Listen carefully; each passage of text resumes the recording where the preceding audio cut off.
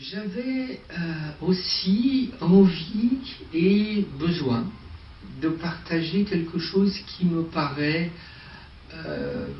plus concret, plus beau, plus posé par rapport à ce qu'on appelle la Kundalini. Alors, la Kundalini, c'est une espèce d'énergie de feu qui est levée dans le premier chakra et qui, à certains moments, va monter plus ou moins en spirale le long de la colonne jusqu'à ouvrir ou illuminer ou éclater le chakra coronal pour atteindre des sommets spirituels.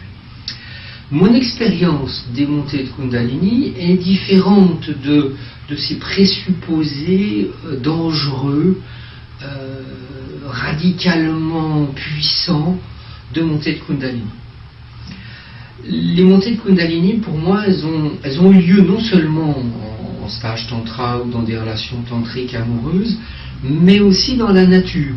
Je repense à Dea, qui est une déesse d'une source chaude dans les Pyrénées, une déesse italienne en plus, la première fois de ma vie que j'avais rêvé en italien cette nuit-là, mais j'ai rêvé en italien.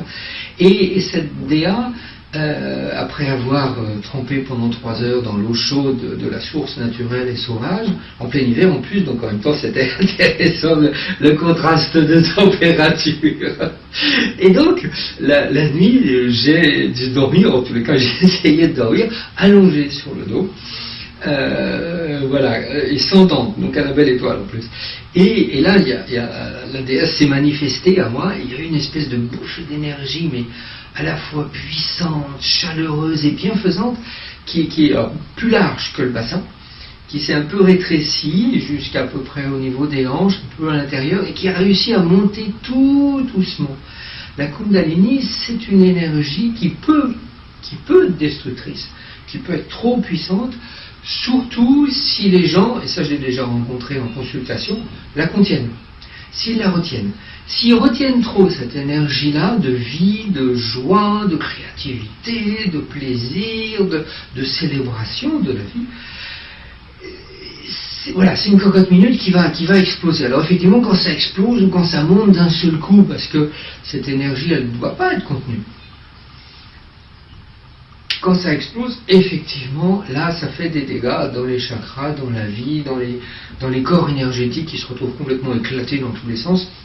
Alors que même dans les expériences tantriques de méditation, c'est ce qu'on initie en théorie en tantra, avec la vague, alors la circulation d'énergie de haut en bas et de bas en haut. Donc on fait descendre la conscience et on fait monter l'énergie, effectivement.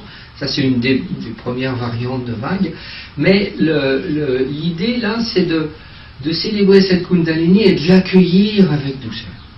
Et à partir de ce moment-là, il n'y aura pas cette espèce d'intensité extraordinaire, mais destructrice. La Kundalini, c'est une énergie qui peut être très douce, très puissante, ça, il n'y a pas de doute là-dessus, chaude, rouge, chaleureuse, intense, mais constructive, et qui justement va faire monter cette énergie, et en passant dans chacun des chakras, en tous les cas les racines des chakras dans le dos, elle va pouvoir s'alchimiser, se transformer. Donc au 2e chakra, c'est les émotions profondes, le sens de sa vie. Le 3e, l'expansion sociale, le rayonnement. Après, c'est le cœur, l'amour. Après, c'est la communication, le concept et l'illumination, la conscience. Voilà, j'espère qu'avec cette petite vidéo, les gens auront moins peur de la Kundalini et pourront la considérer comme une amie qui nous veut du bien. Oui, ça c'est sûr, elle nous veut du bien. Et comme une amie qui est là pour célébrer la vitalité, la créativité et l'énergie.